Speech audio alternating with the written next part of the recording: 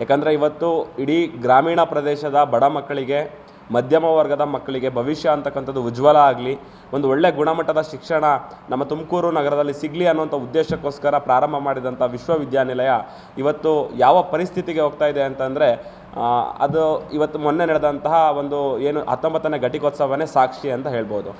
ಇವತ್ತು ತುಮಕೂರು ವಿಶ್ವವಿದ್ಯಾನಿಲಯದ ಸಮಗ್ರ ಸುಧಾರಣೆಗೋಸ್ಕರ ಮತ್ತು ವಿದ್ಯಾರ್ಥಿ ಸ್ನೇಹಿ ಆಡಳಿತವನ್ನು ಕೊಡಬೇಕು ಅನ್ನೋ ಉದ್ದೇಶಕ್ಕೋಸ್ಕರ ವಿದ್ಯಾರ್ಥಿ ಪರಿಷತ್ ಇವತ್ತು ಪ್ರೆಸ್ ಮೀಟನ್ನು ಮಾಡಲಿಕ್ಕಿದೆ.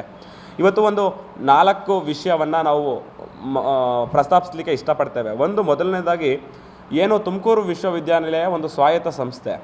ಇವತ್ತು ಸ್ವಾಯತ್ತ ಸಂಸ್ಥೆಯಾಗಿ ಅದು ಉಳಿದಲೇ ಸ್ವಾಹಿತ ಸಂಸ್ಥೆಯಾಗಿ ಬದಲಾವಣೆ ಆಗ್ತಿರ್ತಕ್ಕಂಥದ್ದು ಇದು ನಿಜಕ್ಕೂ ಕೂಡ ದುರ್ದೈವದ ಸಂಗತಿ ಅಂತ ವಿದ್ಯಾರ್ಥಿ ಪರಿಷತ್ ಪ್ರಶ್ನೆ ಮಾಡ್ತಾ ಇದೆ. ಯಾಕೆಂದರೆ ಇವತ್ತು ಮೊನ್ನೆ ಎಷ್ಟು ತರಾತುರಿಯಲ್ಲಿ 41 ಲಕ್ಷವನ್ನು ಖರ್ಚು ಮಾಡಿ ಒಂದು ಏನು ಘಟಿಕೋತ್ಸವವನ್ನು ಆರ್ಗನೈಸ್ ಮಾಡಿದ್ರು. ಈ ಘಟಿಕೋತ್ಸವದಲ್ಲಿ 31 ಲಕ್ಷವನ್ನು ಟೆಂಟಿಗೆ ಖರ್ಚು ಮಾಡ್ತಾರೆ.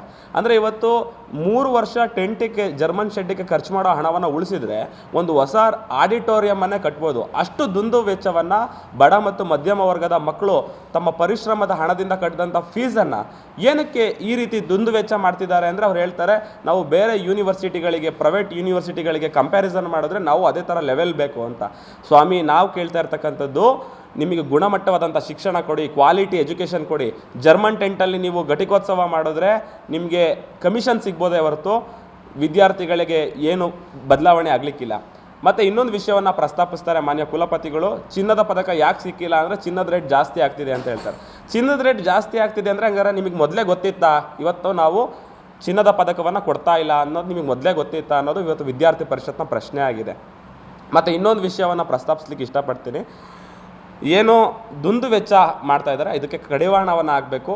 ಇವತ್ತು ಬಡ ಮತ್ತು ಮಧ್ಯಮ ವರ್ಗದ ಮಕ್ಕಳು ಇವತ್ತು ಓದಬೇಕು ಅಂತಂದರೆ ಫೀಸ್ ಯಾವ ಥರ ಹೈಕ್ ಆಗ್ತಿದೆ ಅನ್ನೋದಕ್ಕೆ 2-3 ಉದಾಹರಣೆ ಹೇಳೋದಾದರೆ, 2019ರಲ್ಲಿ ಒಬ್ಬ ವಿದ್ಯಾರ್ಥಿಯ ಫೀಸ್ 3,000 ಇದ್ದರೆ ಇವತ್ತು 5,500ರಿಂದ 6,000ಕ್ಕೆ ಹೆಚ್ಚಾಗಿದೆ. ಅಂದರೆ ಕೇವಲ 6 ವರ್ಷಗಳಲ್ಲಿ ಇವತ್ತು ಫೀಸ್ ಅಂತಕ್ಕಂಥದ್ದು 100%, 120% ಫೀಸ್ ಹೈಕ್ ಆಗಿದೆ. ಇದನ್ನು ವಿದ್ಯಾರ್ಥಿ ಪರಿಷತ್ ಪ್ರಶ್ನೆ ಮಾಡುತ್ತೆ. ಇನ್ನು ಮುಂದಿನ 3 ವರ್ಷಗಳಲ್ಲಿ ಯಾವುದೇ ರೀತಿ ಫೀಸನ್ನು ಹೈಕ್ ಮಾಡದೆ ಎಲ್ಲ ವಿದ್ಯಾರ್ಥಿಗಳಿಗೂ ಓದಲಿಕ್ಕೆ ಅನುಕೂಲ ಮಾಡಿಕೊಡ್ಬೇಕು. ಇವತ್ತು ಇನ್ನೊಂದು 2-3 ಸಾವಿರ ಜಾಸ್ತಿ ಕೊಟ್ಟರೆ ಪ್ರೈವೇಟ್ಗಳಲ್ಲೇ ಓದ್ಬೋದು. ಯಾಕೆ ಯೂನಿವರ್ಸಿಟಿಗಳಲ್ಲಿ ಅಡ್ಮಿಷನ್ ಕಡಿಮೆ ಆಗ್ತಿದೆ ಅಂತಂದರೆ ಮೇಜರ್ ಕಾರಣ ಏನಂದರೆ ಫೀಸ್ ಹೈಕ್ ಮಾಡ್ತಾ ಇರ್ತಕ್ಕಂಥದ್ದು. ಇವತ್ತು ಏನು ಒಂದು ನಿಯಮಾವಳಿ ಇದೆ, ಪ್ರತಿ ವರ್ಷ 10% ಕೂಡ ನೀವು ಫೀಸನ್ನು ಹೈಕ್ ಮಾಡಲಿಕ್ಕೆ ಪ್ರಾವಿಷನ್ ಇದೆ.